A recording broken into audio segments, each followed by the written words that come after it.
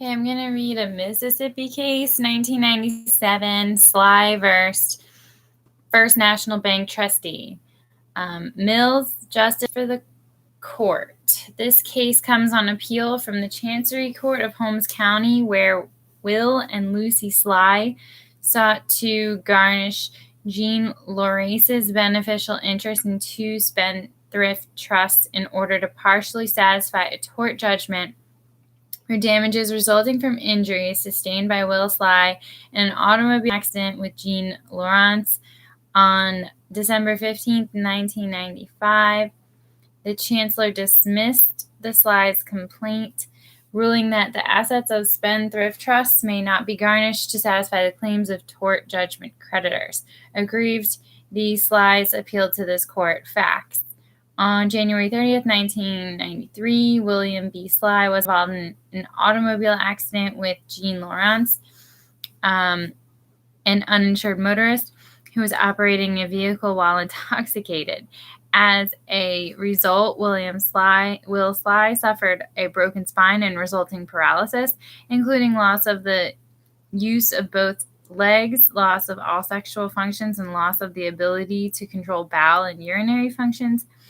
Lawrence was convicted of the felony of driving while under the influence and causing bodily injury to another, for which he was sentenced to serve 10 years with 6 years suspended in the custody of the Mississippi Department of Corrections.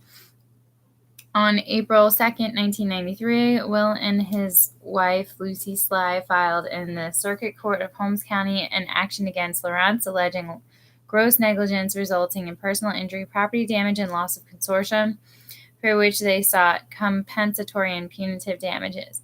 Lawrence failed to respond, and after entry of default and a hearing on the Sligh's motion for writ of inquiry on January 25th, 1994, the Circuit Court entered default judgment against Lawrence for $5 million in compensatory and punitive damages. Lawrence has no assets other than his interest in as beneficiary of two spendthrift trusts established by his mother in 1984 and 1988, respectively, before she died in 1993. Both trusts, whose trustee is First National Bank of Holmes County, First National Bank, provide as follows.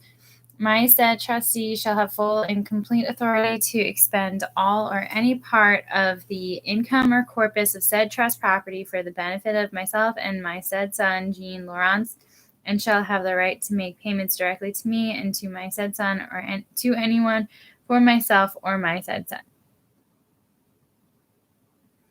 The trustee shall have, and this is number 2. So let me just, okay.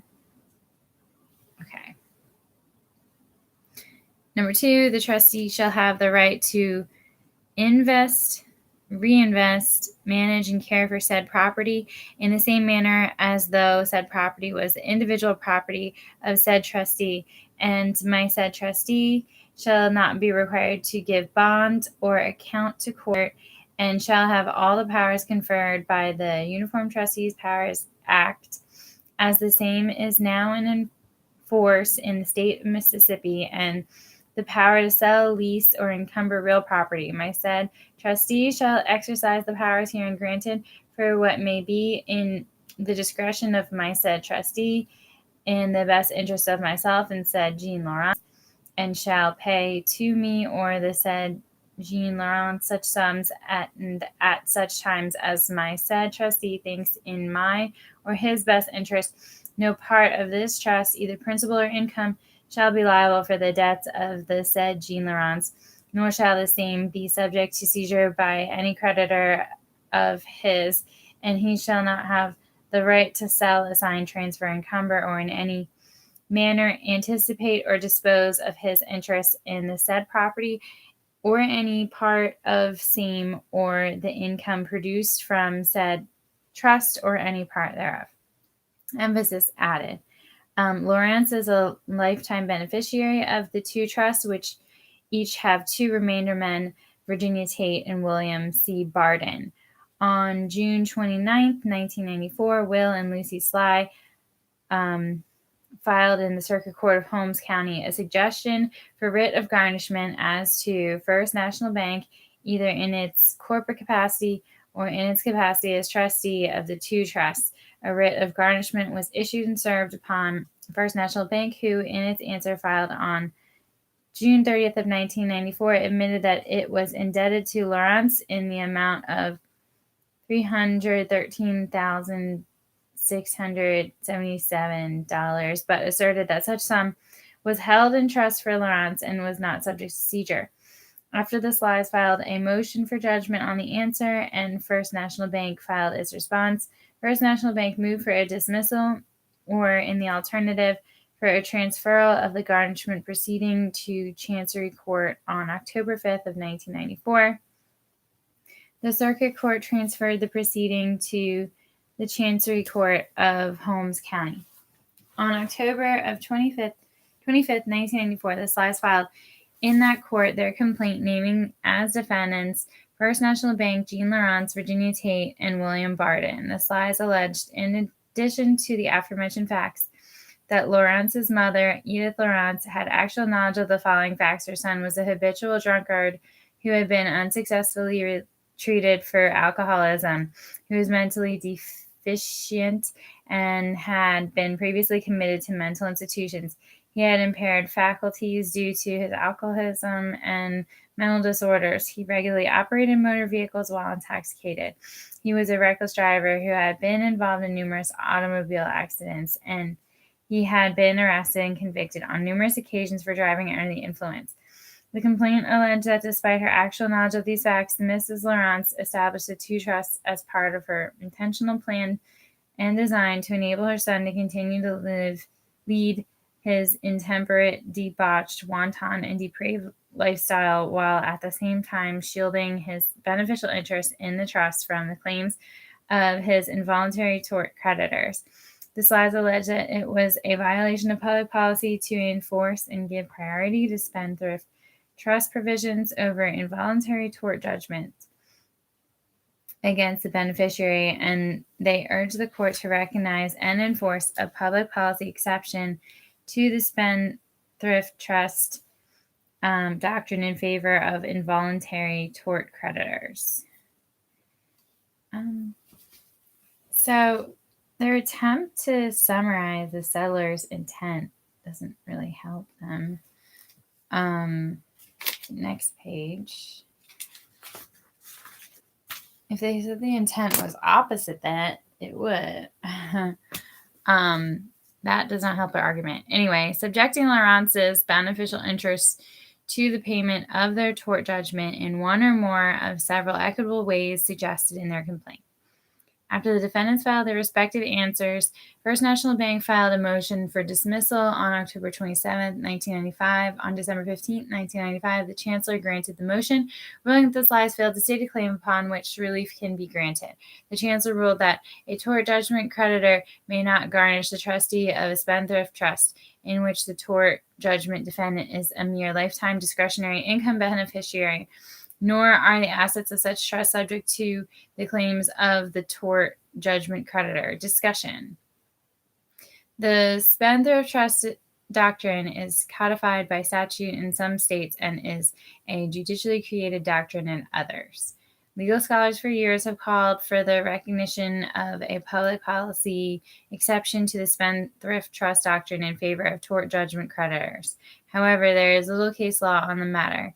In Thackara v. Mincer, PA, 1882, the Pennsylvania Supreme Court, in upholding the validity of a spendthrift trust, declared a dicta that whether the judgment be for a breach of contract or for a tort matters not. Kirk v. Kirk, Oregon, 1969, Oregon Supreme Court held that the interest of a spendthrift trust created by the United States for the Klamath tribe of Indian Americans was unreachable by the Indian beneficiary's tort judgment creditor. However, at least one state, Louisiana, has recognized an exception to the spendthrift trust doctrine in favor of tort judgment creditors, which doctrine and exception were codified by the Louisiana legislature. One can identify three public policy considerations when enforcing spendthrift trust provisions. 1, the right of donors to dispose of their property as they wish. 2, the public interest in protecting spendthrift individuals from personal pauperism so that they do not become public burdens. And 3, the responsibility of creditors to make themselves aware of the debtor's spendthrift trust protections. Upon consideration of these public policy concerns is the present context, we find that they do not weigh in favor of enforcing spendthrift trust provisions as against the claims of tort creditors or those found liable for gross negligence.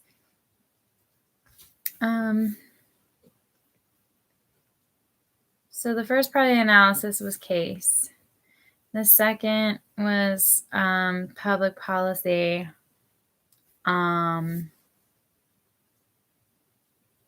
And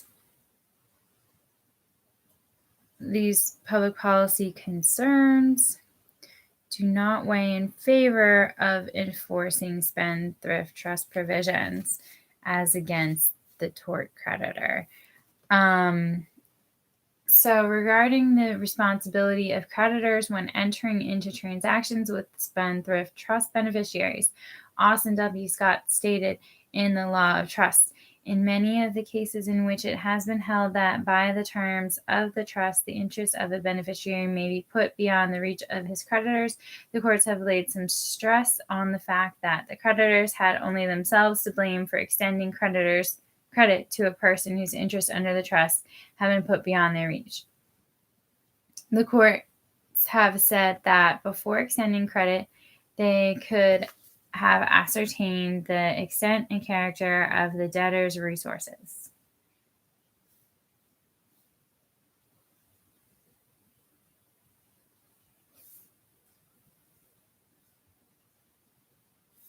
Certainly, the situation of a tort creditor is quite different from that of a contract creditor. A man who is about to be knocked down by an automobile has no opportunity to investigate the credit of the driver of the automobile and has no opportunity to avoid being injured, no matter what the resources of the driver might be. Likewise, George T. Bogart reasoned in Trusts and Trustees.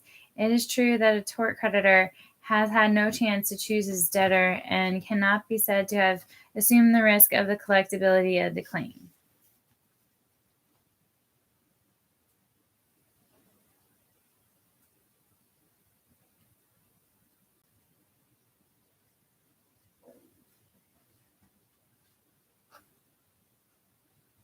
So this is a comparison of the tort creditor against the contract creditor.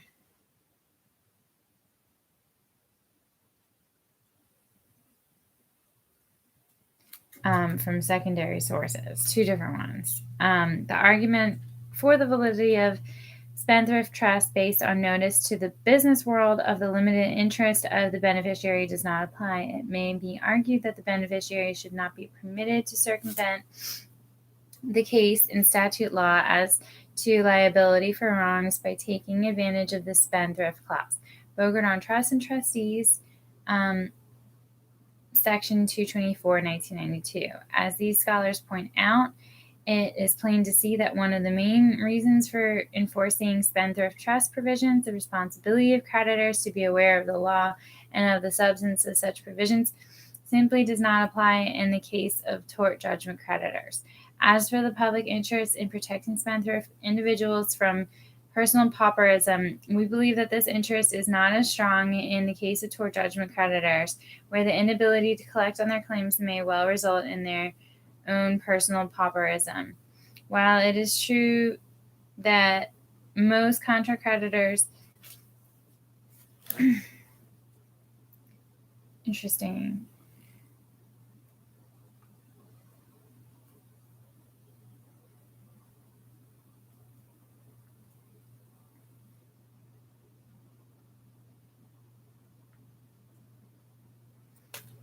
While it is true that most contract creditors do not risk becoming insolvent if they do not collect on a particular claim, such is often not the case with tort judgment creditors, particularly those who have suffered such devastating and expensive injuries as did the Slighs. The public interest against individuals becoming public burdens would not be served by protecting a spendthrift tortfeasor from personal pauperism, where such protection would result merely in the pauperism of his victim. I like how that is said more than what the person before me highlighted in this book.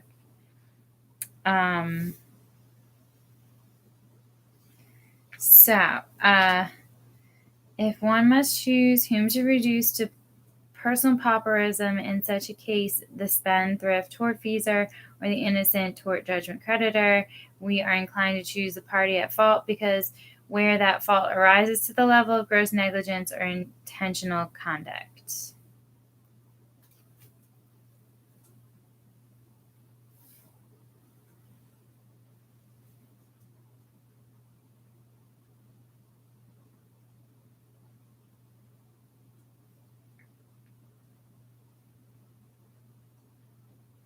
Okay, this limitation on the public interest in protecting individuals from personal pauperism is reflected in our federal bankruptcy laws, whose very purpose is to protect debtors from pauperism. Under the Federal Bankruptcy Act, debtors may not discharge their debts to tort victim creditors whose claims are based on willful and malicious injuries.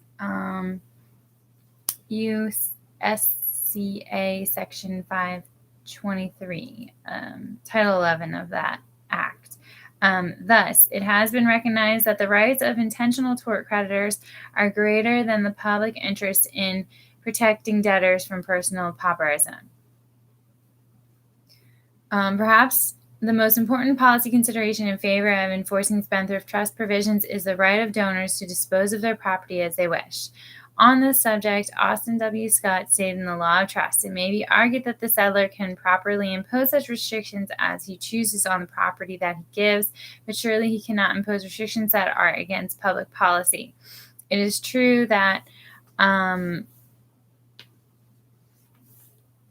the tortfeasor may have no other property than that which is given him under the trust, and that the victim of the tort is no worse off where the tortfeasor has property that cannot be reached than he would if the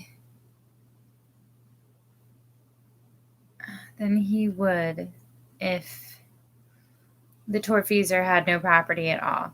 Nevertheless, there seems to be something rather shocking in the notion that a man should be allowed to continue in the enjoyment of property without satisfying the claims of persons whom he has injured. It may well be held that it is against public policy to permit the beneficiary of a spendthrift trust to enjoy an income under the trust without discharging his tort liabilities to others. Scott, Supra. Clearly, the right of donors to place, so there's some equity considerations there. Clearly, the right of donors to place restrictions on the disposition of their property is not absolute, for there are several generally recognized exceptions to the spendthrift trust doctrine. Rather, a donor may dispose of his property as he sees fit, so long as the disposition does not violate the law or public policy. We find that it is indeed against public policy to dispose of property in such a way that the beneficiary may enjoy the income from such property without fear that his interest may be attached to satisfy the claims of his gross negligence or intentional torts. Our tort doctrine has evolved into two types of torts: ordinary torts and intentional torts. Public policy deems it so important to deter the commission of intentional torts or acts of gross negligence that we allow victims of gross negligence or intentional torts to recover damage is above and beyond what is necessary to compensate them for their injuries, i.e., punitive damages. However, the intended deterrent effect should be completely lost upon individuals whose interests are immune from the satisfaction of such claims. The Slighs have alleged facts to the effect that Lawrence's mother intended that her son should be able to commit acts of gross negligence or intentional torts without fear that his beneficial interest would be attached as a result thereof. However, in cases such as where the donor has died, such facts may often be difficult, if not impossible, to prove. We hold that plaintiffs need not prove such facts, but that such intent shall be presumed where a party has obtained a judgment based upon facts evidencing gross negligence or an intentional tort against the beneficiary of a spendthrift trust. Furthermore, we state the natural corollary that when assessing punitive damages against a tortfeasor found to have committed gross negligence or an intentional tort who is a spendthrift trust beneficiary, the beneficiary's interest should be taken into account as a factor in determining his monetary worth. However, in order to uphold spendthrift trust provisions so much as is reasonably possible, we hold that a beneficiary's interest in spendthrift trust should not be attached in satisfaction of a claim until all of his other available assets have first been exhausted. The parties agree that the trust's two remainder men, Virginia Tate and William Barden, have vested remainers. The trust provide that First National Bank shall have full and complete authority to expend all or part of the income or corpus of said trust property for the benefit of myself and my said son, emphasis added. Therefore, the interests of Miss Tate and Mr. Barden are vested remainders subject to complete defeasance in the event that all of the trust assets are expended to satisfy the interest of Lawrence. Put another way, Lawrence has a beneficial interest in all of the trust assets. Accordingly, we hold that all of the trust assets should be subject to Sligh's claim, thereby defeating the interests of the two remainder men. In Deposit Guarantee National Bank versus Walter E. Heller and Company, Mississippi, 1967, the settler of the trust created lifetime beneficial interest in himself with a single remainder man. As a matter of public policy, we held the trust spendthrift provisions invalid as against the claim of the donor beneficiary's creditor, ruling that the remainder men would take subject to the claim of the creditor. Deposit Guarantee National Bank, page number. Likewise, the Sligh's claim shall take priority over the interests of the two remainder men. Conclusion, we find as a matter of public policy that the beneficiary's interest in spendthrift trust assets is not immune from the attachment to satisfy the claim of the beneficiary's intentional or gross negligence toward creditors, and that such claims take priority over any remainder interest in such assets. Accordingly, reverse and render. So reversed and rendered. Dan Lee, a bunch of justices concur, and then Prather dissents with separate written opinion joined by Smith. Prather, presiding justice, dissenting. I must respectfully dissent to the limitations placed by the majority on the exempt status of spendthrift trust benefits. The majority acknowledges that Louisiana is the only state in place such limitations on spendthrift trust benefits for tort creditors, and said limitations were implemented by the Louisiana legislature rather than the courts of the state. This court is thus apparently the first to do so, limit the exempt status of spendthrift trust benefits. I am aware of the public policy considerations which motivated the majority's decision, but in my view, the general rule favoring the exempt status of spendthrift trust benefits is a sound one which is in no need of revision. Spendthrift trusts provide a means for a parent or other concerned party to provide for the basic needs of the beneficiary, and the largely exempt status of the trust benefits has given comfort and support to countless settlers and beneficiaries. The facts of the present case are tragic, but this court should, in my view, avoid changing long-standing precedent based on the fact pattern of a particular case. Creditors in the state have at their disposal a number of means of collecting judgments, and I fear that the majority opinion signals the start of a gradual decline of the spendthrift trust in the state. I would affirm the ruling of the trial court, and I must accordingly dissent. Smith joins this opinion. I am not going to read notes and questions right now.